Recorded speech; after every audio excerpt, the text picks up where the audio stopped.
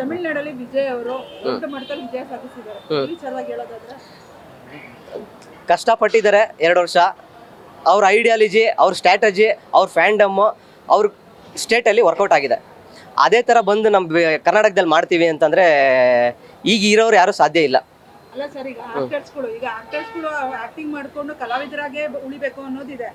ಈಗ ಅವರು ಪಾಪ ದೊಡ್ಡ ಮಟ್ಟದಲ್ಲಿ ಪಕ್ಷ 2 ವರ್ಷದಿಂದ ಪಕ್ಷ ಕಟ್ಟಿ ಈ ದೊಡ್ಡ ಮಟ್ಟದಲ್ಲಿ ಸಾಧನೆ ಮಾಡ್ಕೊಂಡಿದ್ದಾರೆ.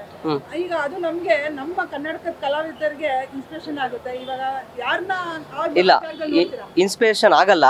ಆ ಜಾಗದಲ್ಲಿ ನೋಡ್ತೀವಿ ಅಂದರೆ ನಮ್ಮ ಕರ್ನಾಟಕದಲ್ಲಿ ಆಗಕ್ಕೂ ಬಿಡೋದು ಇಲ್ಲ ಯಾರು. ಈಗ ಯಾರೊಬ್ರು ದೊಡ್ಡ ಹೀರೋ XYZ ಯಾರಾದರೂ ಆಗಿರ್ಬೋದು, ದೊಡ್ಡ ಹೀರೋ, ದೊಡ್ಡ ಸೆಲೆಬ್ರಿಟಿ ಫ್ಯಾನ್ಸ್ ಇರ್ತಾರೆ. ಅವ್ರು ಬಂದು ಮಾಡ್ತೀವಿ ಅಂದರೆ ನಮ್ಮ ಸರ್ಕಾರ ಬಿಡೋಕ್ಕೆ ಸಾಧ್ಯ ಇಲ್ಲ.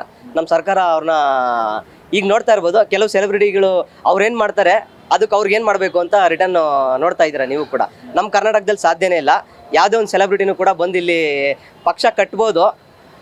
ಎಲೆಕ್ಷನ್ ಟೈಮಲ್ಲಿ 6ಕ್ಕೆ 3 ಪಕ್ಷ ಬರ್ತವೆ, ಗಾಳಿಲಿ ತೂರ್ಕೊಂಡು ಹೋಗ್ತವೆ, ಏನೂ ಮಾಡೋಕ್ಕಾಗಲ್ಲ.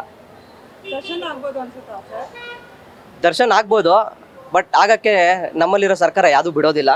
ಜನಗಳು ಸಪೋರ್ಟ್ ಮಾಡಿದ್ರು ಸರ್ಕಾರ ಸಪೋರ್ಟ್ ಮಾಡಲ್ಲ. ಸೊ ಅವ್ರನ್ನ ಆಪೋಸಿಷನಲ್ಲಿ ಕೂರಿಸೋದು ಇಲ್ಲ, ಆ ಪಕ್ಷನ ಅವ್ರನ್ನ ಮುಂದಕ್ಕೆ ಹೋಗಕ್ಕೆ ಬಿಡಲ್ಲ. ಫಸ್ಟ್ ಆಫ್ ಆಲ್ ಈಗ ಅವ್ರಿಗೇನು ನೆಗೆಟಿವಿಟಿ ಇವಾಗ ಅಟ್ಯಾಕ್ ಆಗಿದೆ, ಅದರಲ್ಲಿ ಯಾವ ಪಾರ್ಟಿ ಇದೆ ಅನ್ನೋದು ನಿಮಗೆ ಗೊತ್ತು, ನಾನು ಹೇಳಕ್ಕೆ ಸಾಧ್ಯ ಇಲ್ಲ.